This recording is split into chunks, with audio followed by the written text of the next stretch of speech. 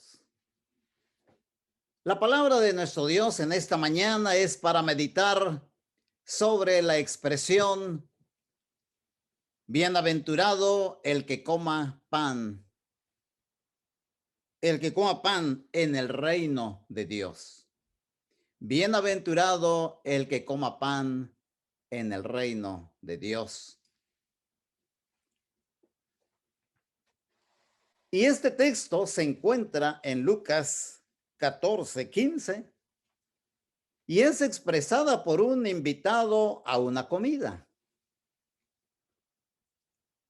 Podremos sacar muchas lecciones de la visita de Cristo a la casa de un fariseo.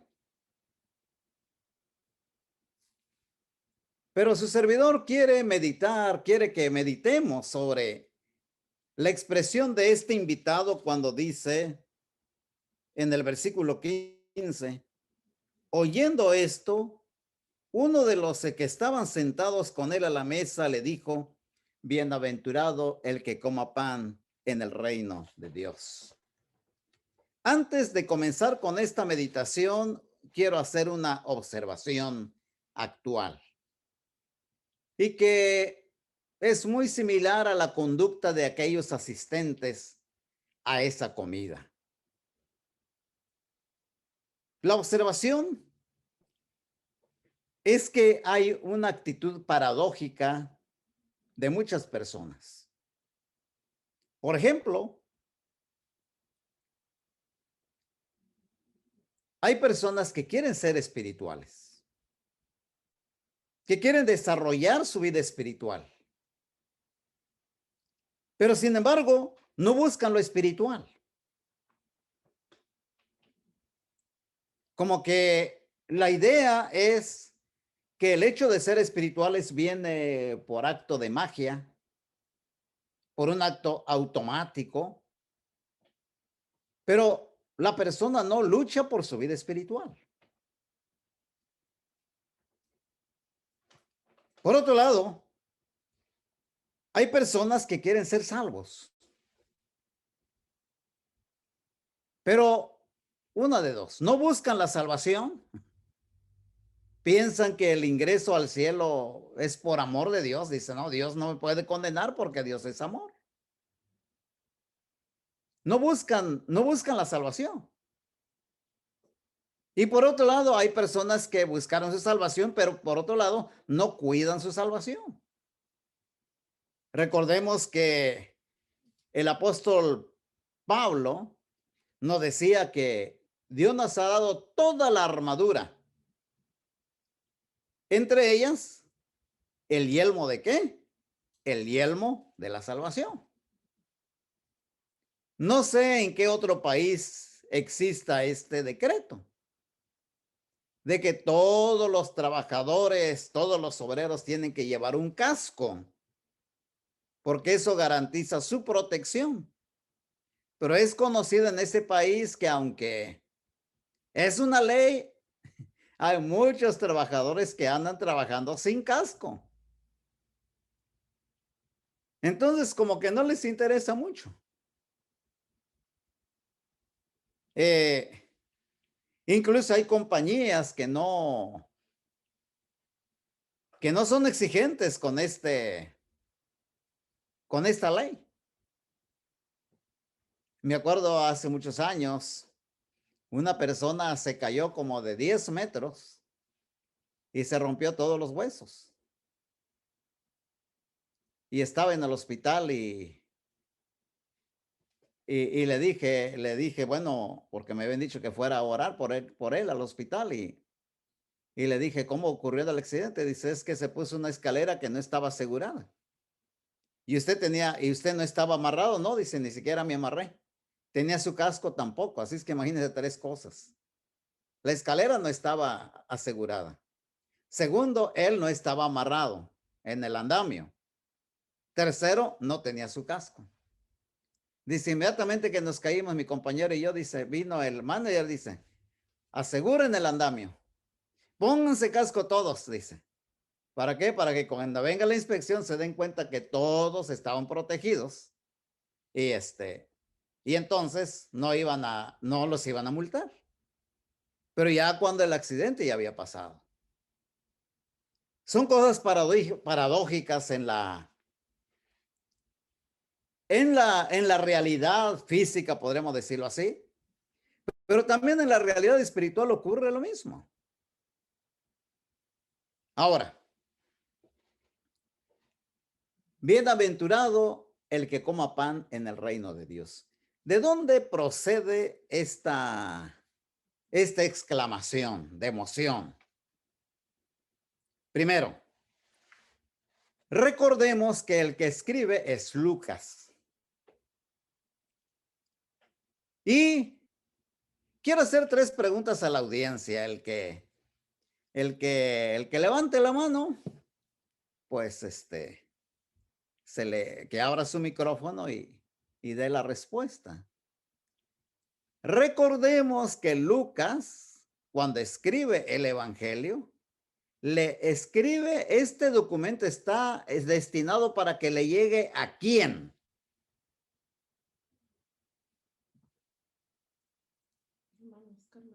Oscar Machado. Ah,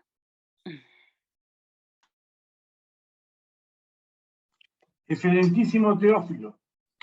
Exactamente, está dirigido al excelentísimo Teófilo.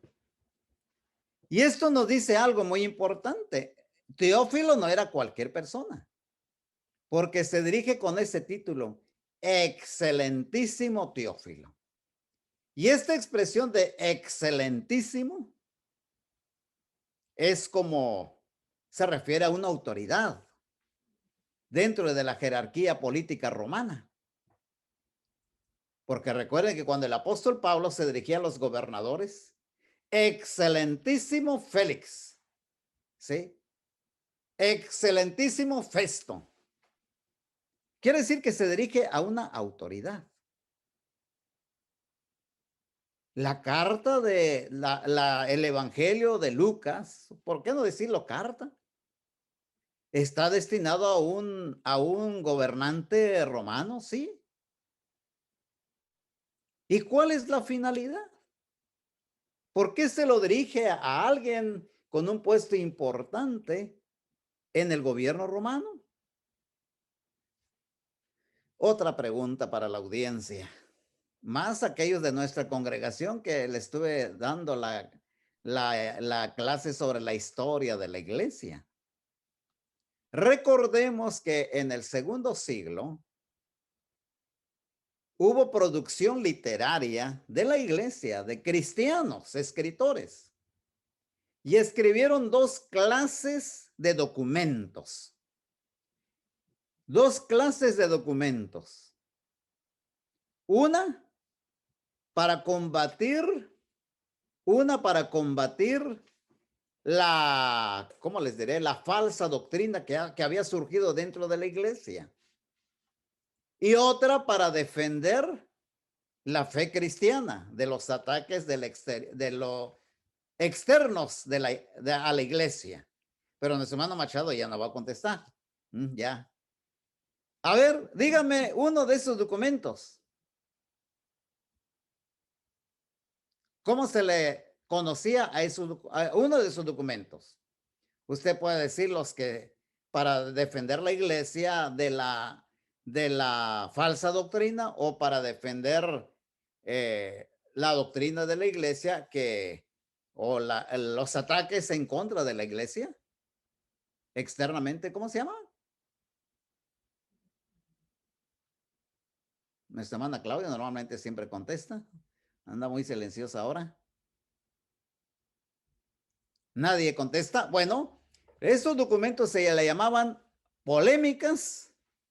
Las polémicas, que eran los documentos para defender la doctrina de nuestro Señor Jesucristo, de las diferentes corrientes gnósticas o judaizantes que estaban proliferando en aquel entonces, y también las apologéticas que era para defender la vida cristiana, defender el cristianismo. Pues quiero decirles que este documento que es el Evangelio de Lucas fue escrito como una apologética de la vida de Cristo y de la vida cristiana. La apologética de la iglesia. Quizás sea uno de los primeros documentos que se escribe para dar a conocer al Imperio Romano qué es la iglesia. ¿Por qué? Porque en aquel entonces ya se le conocía a la iglesia como religia ilícita, es decir, una religión fuera de la ley. Y entonces los escritores empezaron a escribir apologéticas para dar a conocer al gobierno romano qué es la iglesia, qué es el cristianismo, porque circulaban muchos comentarios de que los cristianos eran caníbales, que porque participaban de la sangre del cuerpo de Cristo, que los cristianos eran sensuales, que porque hablaban del amor de los unos con los otros, y algo peor, no sé de dónde lo inventaron, pero que los cristianos adoraban la cabeza de un burro. ¿Y cuántas cosas se decían? ¿Cuántas cosas se decían acerca de los cristianos? Entonces los escritores comenzaron a escribir las apologéticas, documentos donde se hablaba de la vida cristiana. Lucas, desde un principio, le dice a Teófilo así. En Lucas capítulo 1, versículos 1 al 4. Vean lo que le dice a Teófilo. Puesto que ya muchos han tratado de poner en orden la historia de las cosas que entre nosotros han sido ciertísimas, tal como nos lo enseñaron los que desde el principio lo vieron con sus ojos y fueron ministros de la palabra, me ha parecido también a mí, después de haber investigado con diligencia todas las cosas desde su origen, escribírtelas por orden, oh excelentísimo Teófilo, para que conozcas bien la verdad de las cosas en las cuales has sido instruido. Oh, entonces ya Teófilo parece ser que es un simpatizante. Es un simpatizante del cristianismo. O como dicen muchos, tal vez era un cristiano. Ocupando puestos públicos en el gobierno romano. Bueno, entonces, como apologética desde un principio, Lucas relata en el capítulo 1, 46 al 53, ¿quién es Cristo Jesús? ¿O para qué vino a este mundo? Lucas capítulo 1, 46 al 53. Dice así. Entonces María dijo, engrandece mi alma al Señor, y mi espíritu se regocija en Dios mi Salvador, porque ha mirado la bajeza de su sierva. Pues he aquí, desde ahora me dirán bienaventurada todas las generaciones, porque me ha hecho grandes cosas el poderoso, santo es su nombre. Y su misericordia es de generación en generación a los que le temen. Hizo proezas con su brazo, esparció a los soberbios en el pensamiento de sus corazones.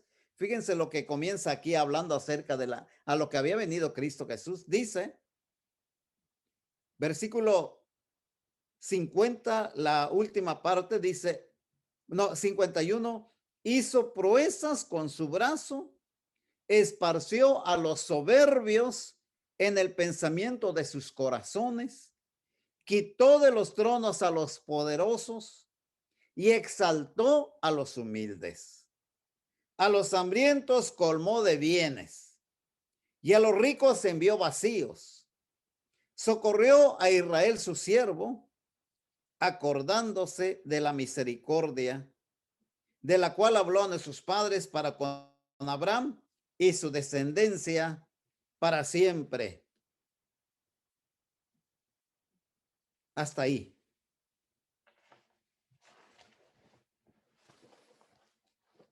En este pasaje se ve la introducción del Evangelio, donde proclama una justicia que cambia por completo al mundo injusto. Vivimos en un mundo injusto. Cristo llegó a un mundo injusto.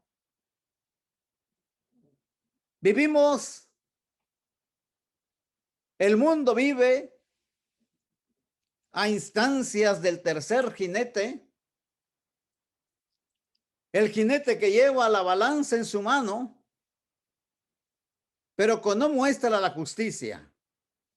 La balanza es el símbolo de la justicia, pero la balanza está desnivelada. La balanza daña a los pobres y enaltece a los ricos de este mundo. La justicia tiene que ver con la distribución equitativa del poder y el dinero para establecer un equilibrio. Pero no es así. Lea usted Apocalipsis capítulo 6. Apocalipsis capítulo 6, donde el trigo y la cebada son caros, mientras que el vino y el aceite no sufren daño. Versículo 5. Cuando abrió el tercer sello, oí al tercer ser viviente que decía, ven y mira. Y miré, y aquí un caballo negro, el que lo montaba tenía una balanza en la mano. Y oí una voz de en medio de los cuatro seres vivientes que decía, 2 libras de trigo por un denario, y 6 libras de cebada por un denario, pero no dañes el aceite ni el vino. Clase alta y clase baja. La clase baja sufre, tiene hambre. Hay muchas cosas caras, lo primordial, lo esencial para comer. Trigo y cebada son muy caros. Mientras que el vino y el aceite, símbolos de la clase alta, no sufren daño alguno.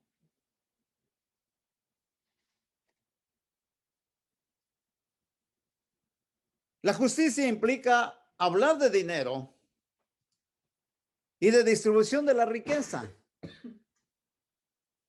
Lucas no espiritualiza la riqueza.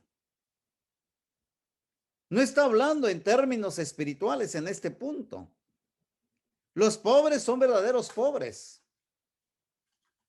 Los hambrientos son los que realmente tienen hambre. Para Lucas, dirigiéndose a Teófilo, el dinero en grandes cantidades o el dinero basado en la injusticia se oponen a Dios. Compartir es necesario e inevitable para lograr la justicia. Es un signo del reino de Dios y los ricos que tienen que hacerlo. Solo compartiendo tienen la posibilidad de acceder al reino de Dios.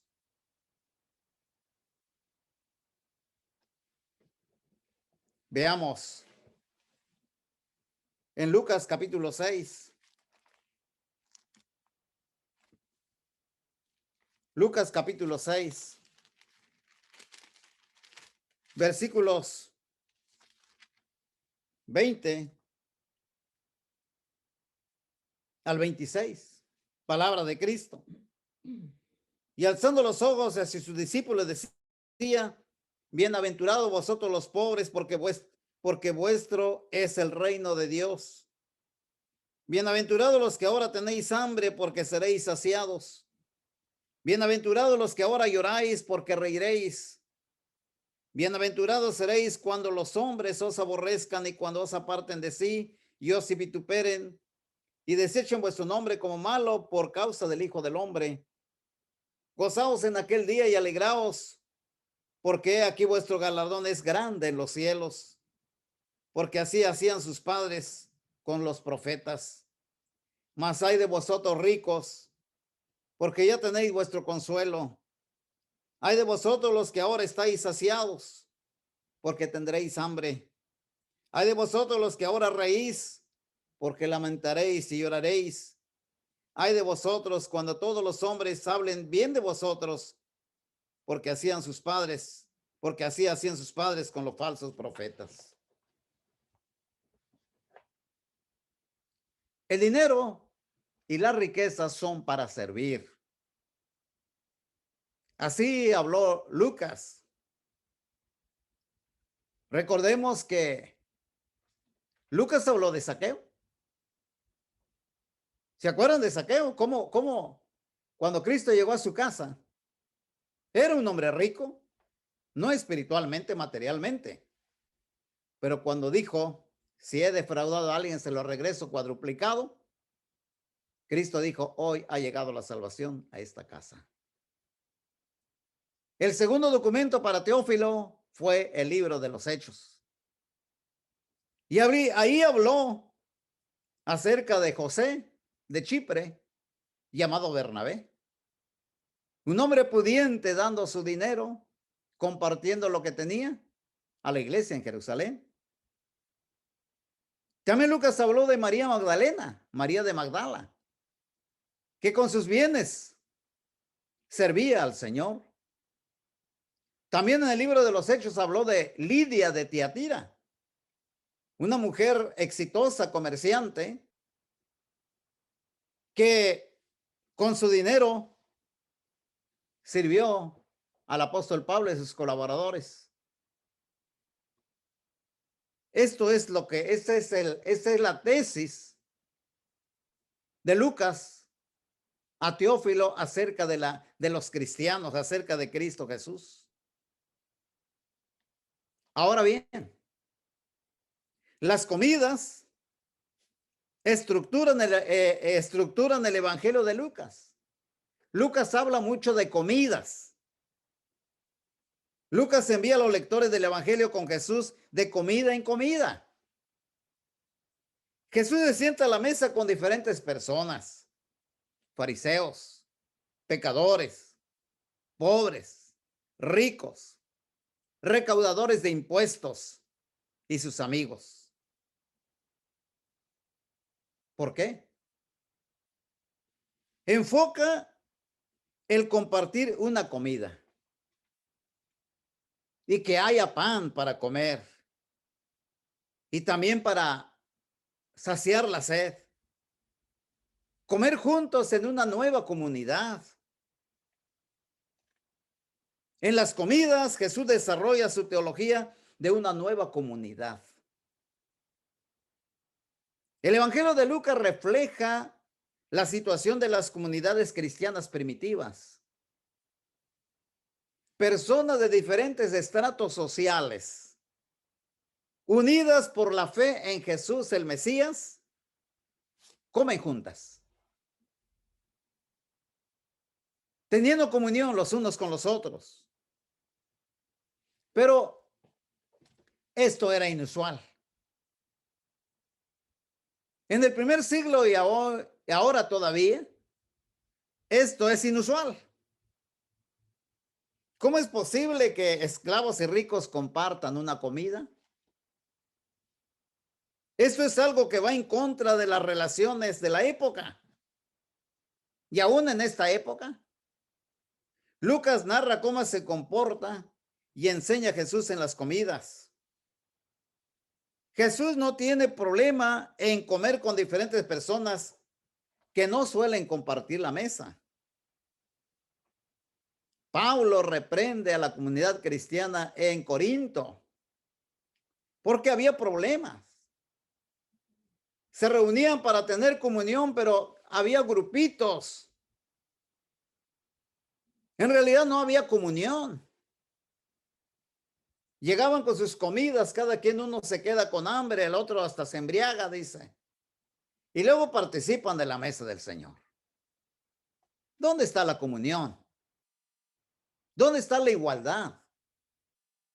Y les ordena que coman juntos. Por otro lado, las personas que tienen posibilidades económicas tienen que compartir lo que tienen para comer. La nueva comunidad era difícil de sostener. Y recuerden lo que decía Lucas. Cuando describía la actividad de los cristianos allá en los primeros meses de la iglesia, precisamente ahí en el segundo tratado de Lucas, que es el libro de los Hechos. Dice ahí en Hechos capítulo 4, versículo 32. Y la multitud de los que habían creído eran un corazón y un alma. Y ninguno decía ser suyo propio nada de lo que poseía, sino que tenían todas las cosas en común. 34. Así que no había entre ellos ningún necesitado.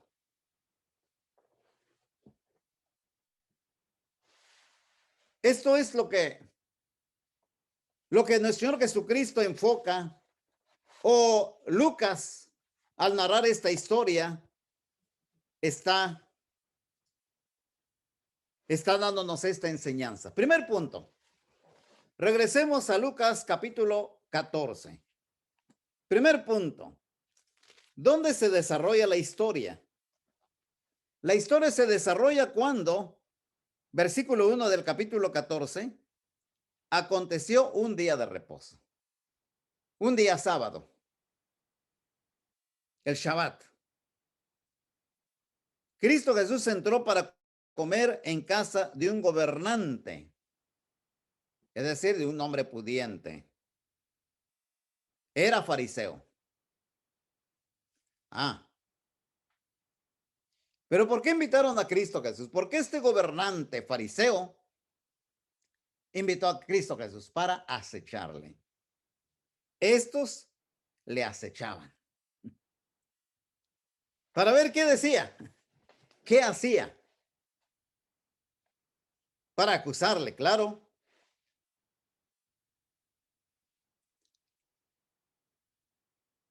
Fue invitado a comer pan. Al decir comer pan quiere decir participar de una comida. Un hombre influyente. El anfitrión y los invitados están ahí para observar a Cristo Jesús qué dice que hace. Todos estaban silenciosos. La idea es buscar una oportunidad para acusar a Cristo Jesús. Recordemos que Cristo Jesús comía con diferentes gentes. En este caso, eran fariseos. Comer pan, símbolo para cualquier comida. El pan era el alimento básico y el hambre era una amenaza para los pobres. Había mucha hambre. Nos encontramos con fariseos silenciosos y un invitado que habla. Llega a esa casa y se encuentra con un hombre dentro de los invitados. Está curioso aquí, porque dentro de los invitados había un hombre enfermo. Claramente dice el versículo 2.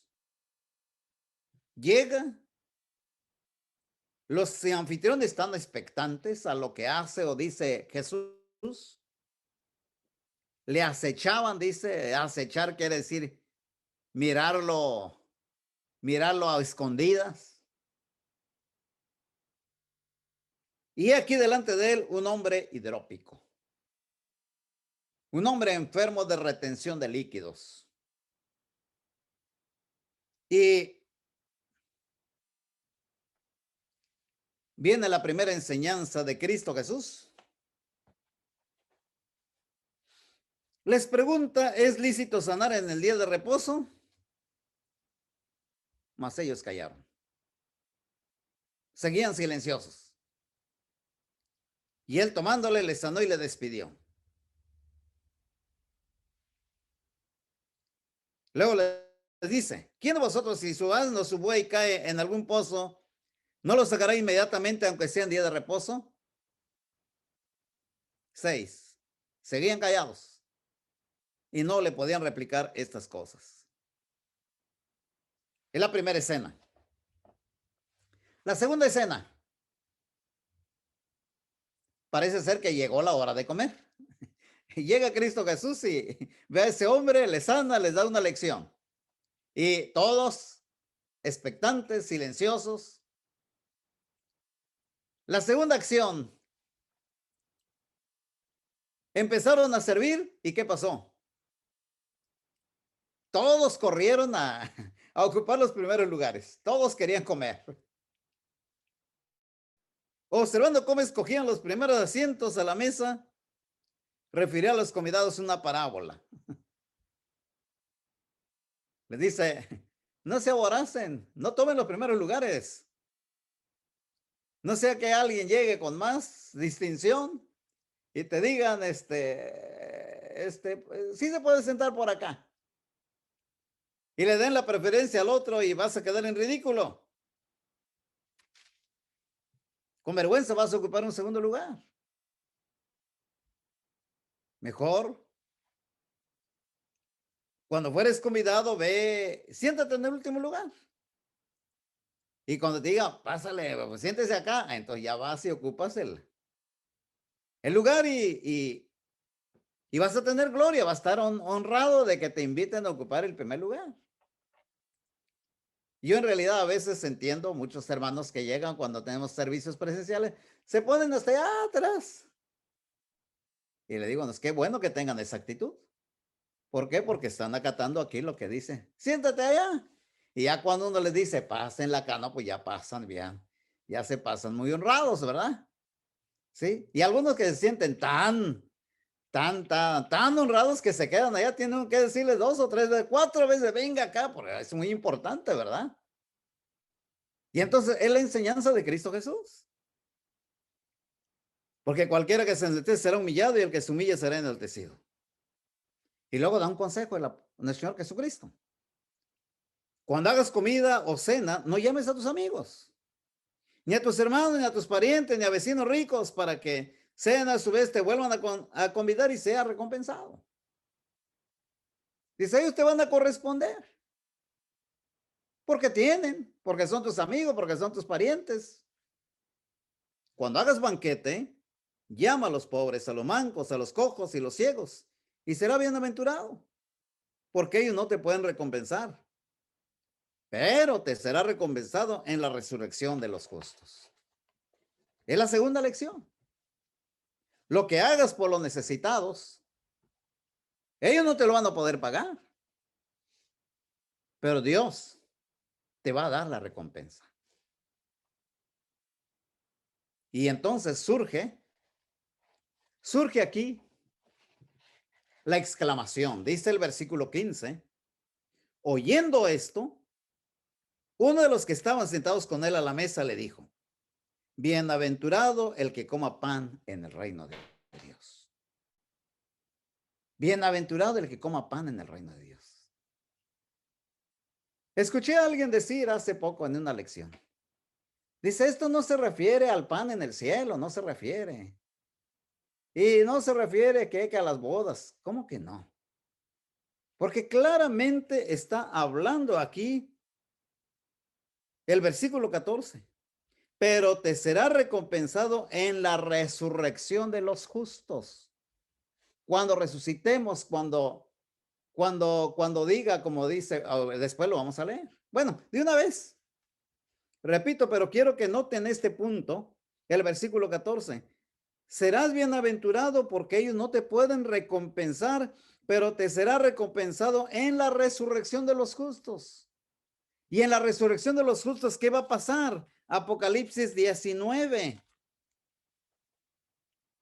Dice aquí, Versículos 7 al 9. Gocémonos y alegrémonos y démosle gloria porque han llegado las bodas del Cordero y su esposa se ha preparado y a ella se le ha concedido que se vista de lino fino, limpio y resplandeciente. Vea un punto aquí, porque el lino fino es las acciones ¿qué?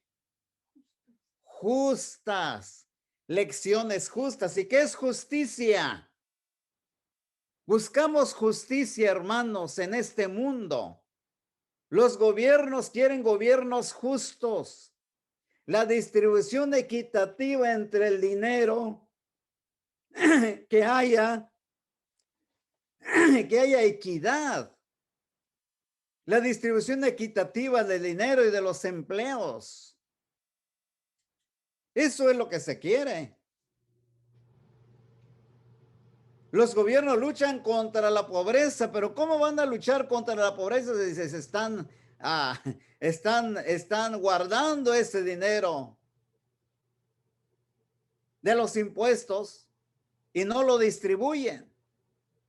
Pero aquí dice que en las bodas del Cordero dice, la iglesia, hablando de la iglesia, se ha preparado, versículo 8, y a ella se le ha concedido que se vista de lino fino, limpio y resplandeciente, porque el lino fino es las acciones justas de los santos. Sea rico, sea pobre, tiene que ser una persona justa. 9, y el ángel me dijo, escribe, bienaventurados los que son llamados a la cena de las bodas del Cordero. Esto es lo que se refería ese hombre, aunque tenía una idea errónea acerca del reino de Dios. Este hombre del versículo 15, que dijo, bienaventurado el que coma pan en el reino de Dios, estaba equivocado en el concepto del reino, pero tenía esa idea de que durante el reinado del Mesías, bienaventurado sea el que coma pan en el reino de Dios. Y aquí dice claramente, bienaventurados los que son llamados a la cena de las bodas del Cordero. Y me dijo, estas son palabras verdaderas de Dios. Permítame decir algo en este punto. ¿Qué día era? Era sábado. Era sábado. Y para un judío, ¿qué es el sábado? Día de reposo. Día de reposo, pero ¿qué más? Primer día, no. El día de reposo, pero permítame ver. El sábado, el Shabbat, tiene todas las características de un banquete. Sí. Es diferente de la rutina de un día normal. 6 días se debe trabajar y al séptimo día vas a descansar. Es el banquete que congrega y une a toda la comunidad. Amigos, como en este caso donde es invitado Cristo Jesús. El anfitrión es un gobernante fariseo que cumple cabalmente la ley. Familias congregadas para participar de un banquete preparado desde el día anterior. Como todo banquete Shabbat, el Shabbat, aparte de descanso, es el indicador central del significado para la comunidad judía. En Shabbat, en sábado, los judíos celebran y recuerdan de manera ritual las grandes obras de Dios. ¿Cómo qué? Bueno, la ausencia del trabajo y el banquete. El día sábado no se trabaja, hay que descansar. Día de reposo, hay que disfrutar de un banquete en el que se come, se sacia la sed, se está con la familia y se estudia la palabra de Dios. También se conmemora la creación de Dios, se recuerda la creación de Dios que descansó Dios. Al 6º día creó al hombre y vio que todo lo que había hecho era bueno en gran manera y al séptimo día descansó Dios. Esto también se recuerda. Descansar del trabajo es una repetición del descanso de Dios durante la creación. Dios descansó, el hombre necesita descansar. Hay personas que no descansan. Hay personas que no le dedican el día a la familia, a la esposa, a los hijos. No quieren descansar. Todo el día, todos los días son de trabajo y trabajo y trabajo y trabajo. Pero siempre hay que buscar un momento para la familia. Un momento para departir. Bueno, sí, departimos, pero ahora con el peligro del celular. Si hay 5 comensales, hay 5 celulares y cada quien en su celular. Así es. No hay comunión. Ausencia de trabajo y el banquete, se estudia la palabra de Dios, se recuerda la creación de Dios, se recuerda el descanso de Dios. Dios bendijo el día séptimo y lo santificó porque en él descansó de toda su obra creadora, dice Génesis 2:23, 2:3. El ritual de Shabbat nos recuerda también el Éxodo, sí. El ritual del Shabbat nos recuerda el Éxodo, la liberación de Israel de Egipto, los símbolos, las oraciones, comer y beber en Shabbat recuerda la liberación de Egipto y la compañía de Dios en este proceso, la comunión con Dios. La liberación es el tema central. Jesús se refiere a este significado cuando justifica haber curado a alguien en el Shabbat. ¿Sí? Cuando sacas del pozo al asno que se ha caído ahí, lo liberas en Shabbat. ¿Por qué? Porque Dios liberó a la nación de Israel en Shabbat. Y el que es liberado hay al descanso. Ese es el Shabbat. Entonces, hermanos, ¿cuántas lecciones está dando Cristo Jesús aquí? Cuando cura al hombre hidrópico, le recuerda precisamente esto. Esto es Shabbat. Y es día de recordar las obras de Dios. Es día de liberación. Es día de descanso. Es día de comunión. Hasta aquí una linda historia. Una gran comida. Sin embargo, hermanos, recordemos dónde estaba Cristo Jesús. En la casa de un hombre gobernante, fariseo, rico. La mayoría de las personas sufría escasez de todo. Tener hambre era normal para mucha gente de esa época. Muchos vivían en pueblos, en aldeas, en circunstancias muy pobres. Y aunque no padecieran hambre, las posibilidades de la pobreza siempre eran posibles. Fácilmente podía haber lluvias insuficientes que pusieran en peligro las plantaciones y la cosecha. O bien, recordemos la situación política en que vivía Israel. Era colonia romana. Los romanos les podían quitar la comida o subir los impuestos. Si una persona se enfermaba, no tenía ingresos para curarse. La gente que trabajaba en el pueblo vivía al día, como ahora sucede en muchos lugares. Y no era seguro que las familias tuvieran alimentos suficientes. En resumidas cuentas, muchas personas vivían en situación precaria. Así era la sociedad en aquel entonces. Una historia de un banquete generaba grandes expectativas. Un banquete, un festín, implicaba más que comer y beber. Era símbolo de alegría. Era símbolo de comunión. En términos religiosos era símbolo del reino de Dios, que era lo que esperaba la nación de Israel. Recuerden este punto, hermanos, recuerden este punto. Bienaventurado el que coma pan en el reino. Y recuerden lo que le dijo aquel guerrillero enclavado en la cruz a Cristo Jesús. Acuérdate de mí cuando vengas en tu reino. Porque hablaban del Mesías. Si tú eres el Mesías. Y recuerden ustedes cuando Cristo Jesús dio de comer a los 5,000. ¿Se acuerda usted qué fue lo que interpretaron? ¿Qué idea tuvieron acerca de Jesús cuando les dio de comer? Juan capítulo 6. Dice aquí en el versículo 11 en adelante del Evangelio de Juan. Y tomó Jesús aquellos panes y habiendo dado gracia los repartió entre los discípulos.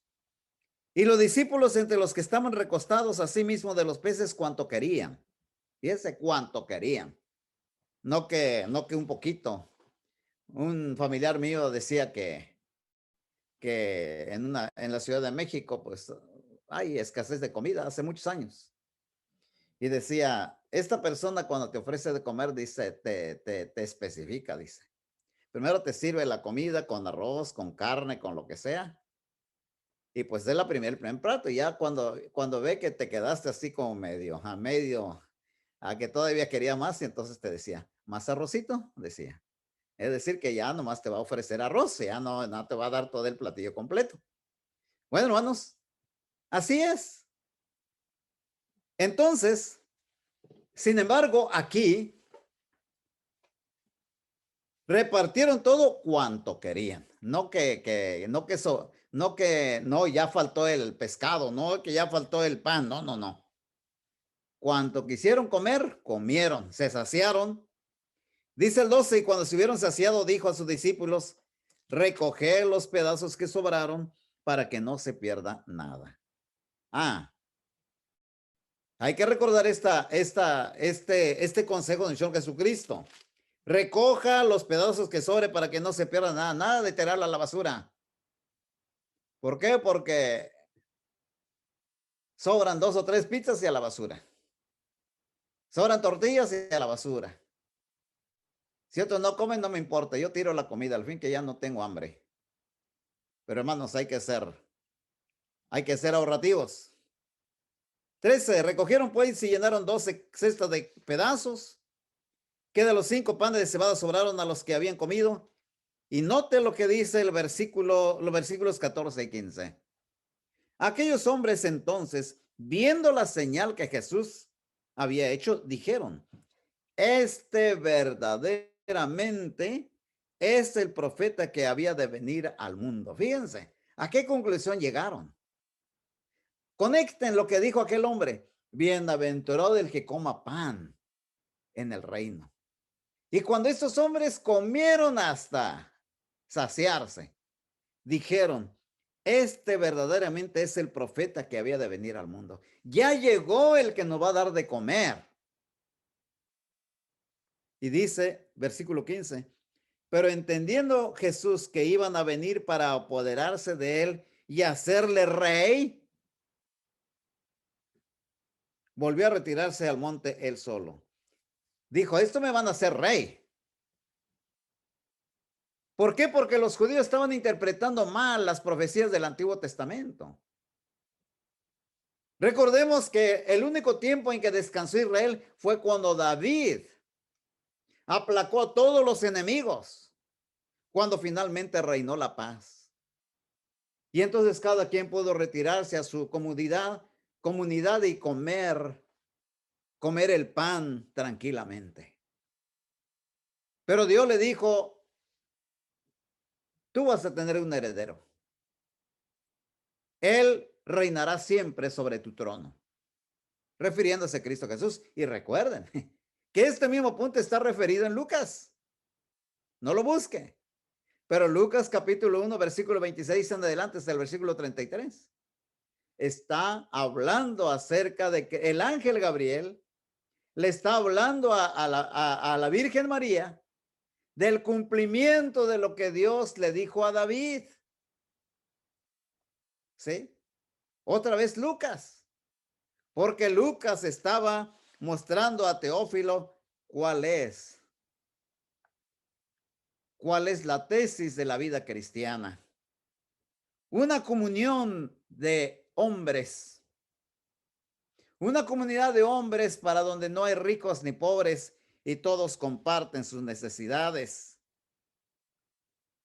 La abundancia de un festín es el sabor del reino de Dios,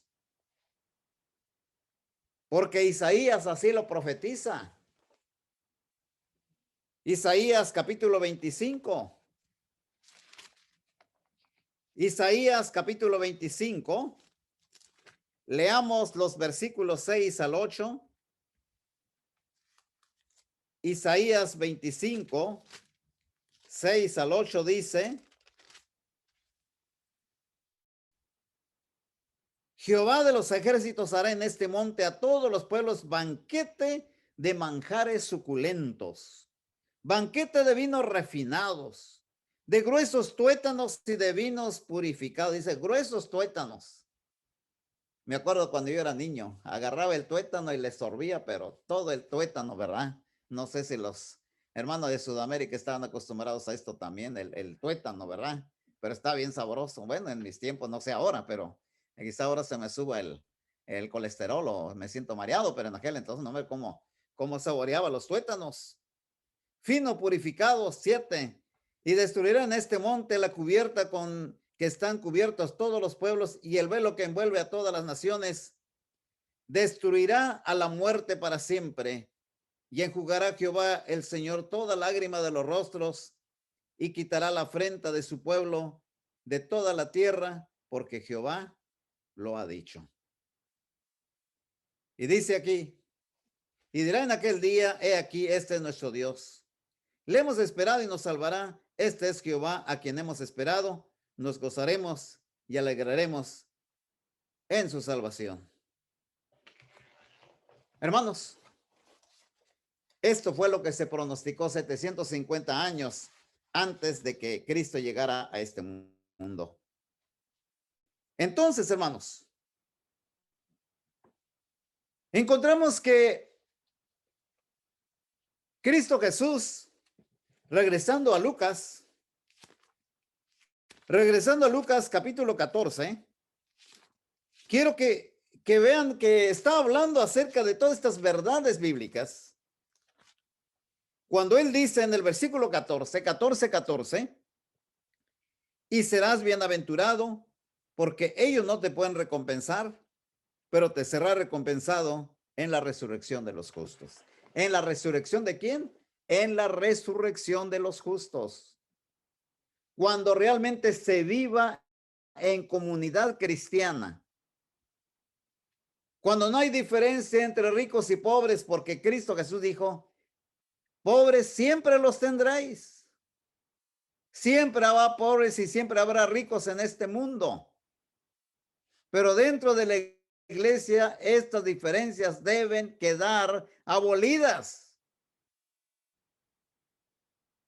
Tiene que haber justicia, tiene que haber equidad dentro de la iglesia, dentro de la comunidad cristiana, y eso es lo que Lucas le está presentando a Teófilo. El imperio romano era injusto. Toda sociedad en este mundo es injusta, porque la brecha entre ricos y pobres cada vez es más honda y más espaciosa. Pero solamente la comunidad cristiana puede volver a estrechar, a haber comunión, a lograr la comunión entre las clases sociales.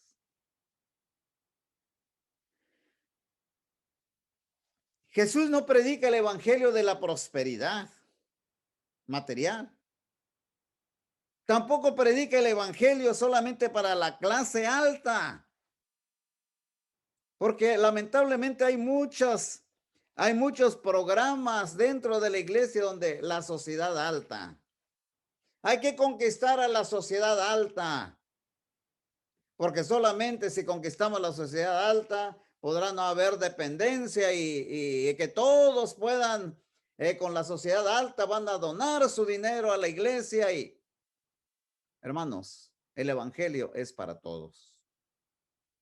El evangelio es para todos. Tenemos que aprender esto. Predicarle al rico, predicarle al pobre, predicarle a cualquiera.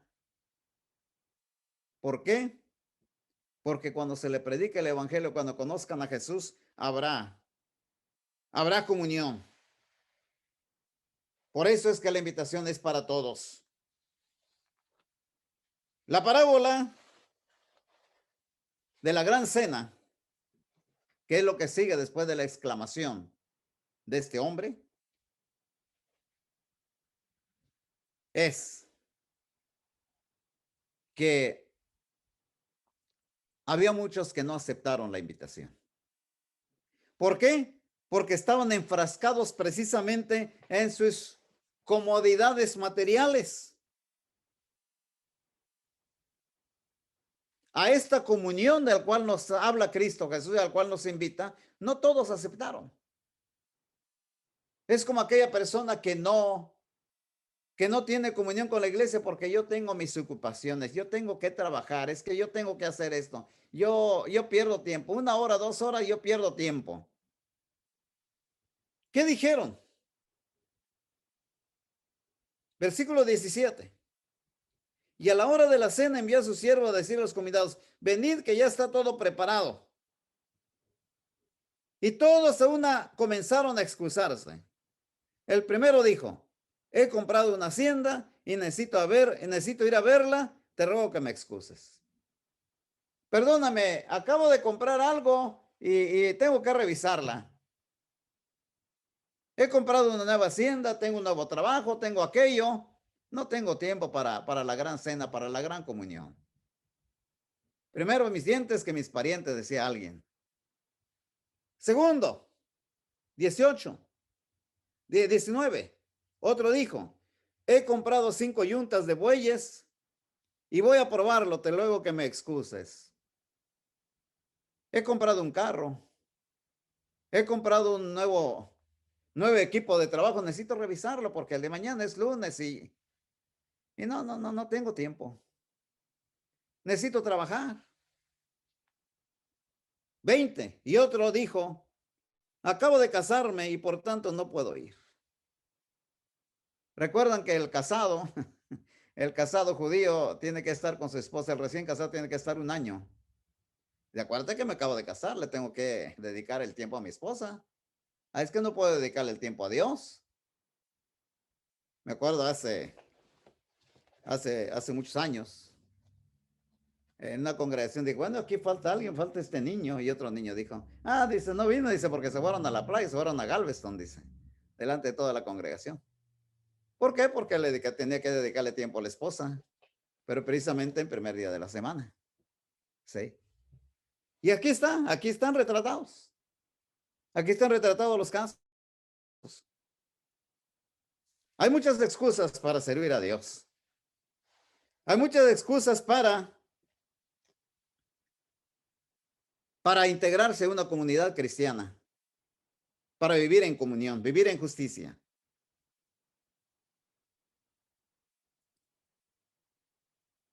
Por eso, el apóstol Pablo llamaba la atención a la iglesia de Corinto, porque no había comunión. Por eso es que en 1 Corintios capítulo 11,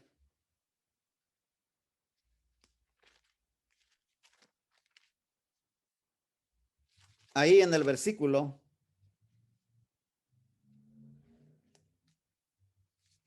después de hablar del versículo 26,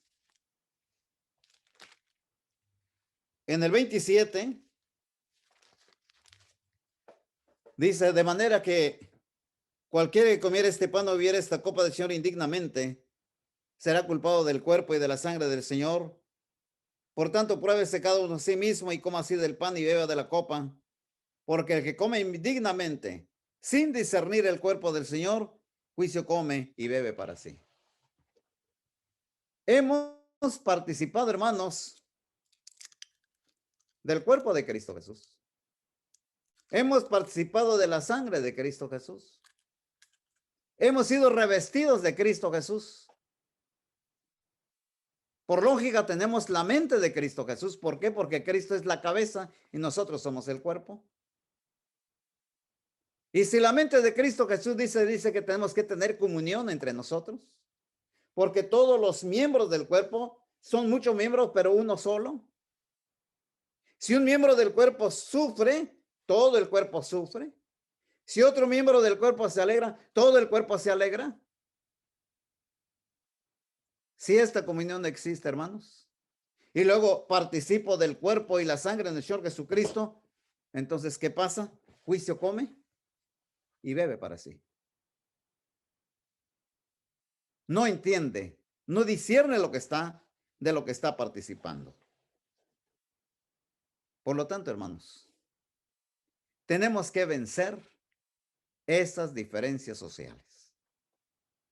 Tenemos que convivir como convivió la iglesia en Antioquía.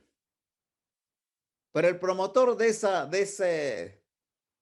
enjundia por la comunión fue José, llamado Bernabé, hijo de consolación. Fue enviado a Antioquía para observar la comunión entre gentiles y hebreos. Cuando llegó Bernabé, dice, los alentó a que continuaran en esa vida de comunión. Dice, porque era varón bueno, era hombre bueno y lleno del Espíritu Santo. Fue a Cilicia a llamar a Saulo, lo trajo a Antioquía, lo integró a la comunidad cristiana.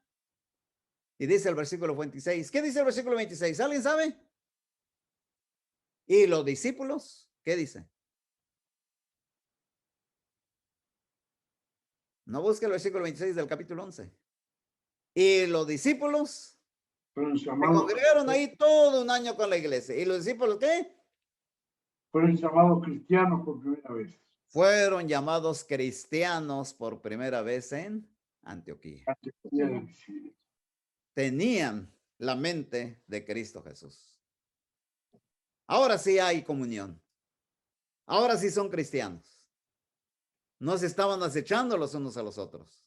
A ver cómo come, a ver si sabe usar el tenedor, a ver si sabe usar la cuchara. No. El otro acá está con las manos, el otro con la cuchara, pero todos comiendo juntos. ¿Sí?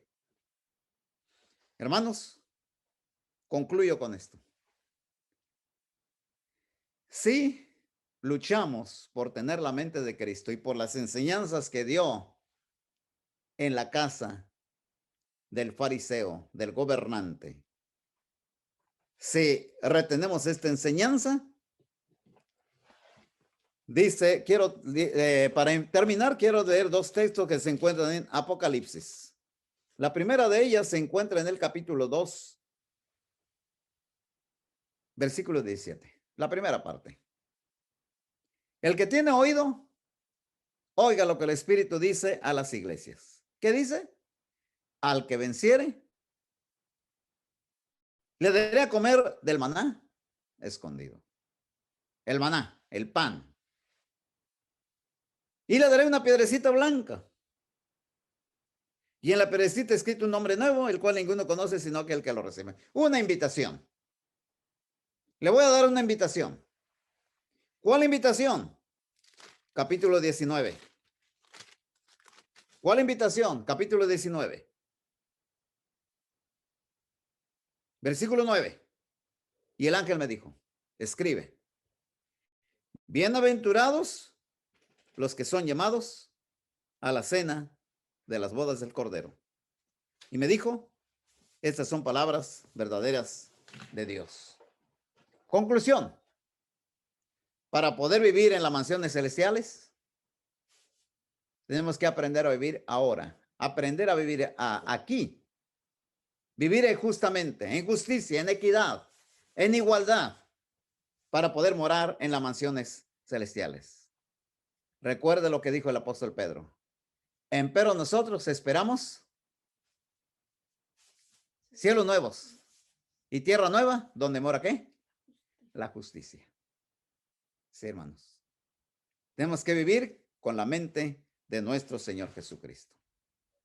Bienaventurado el que coma pan en el reino de Dios. Que el Señor les bendiga.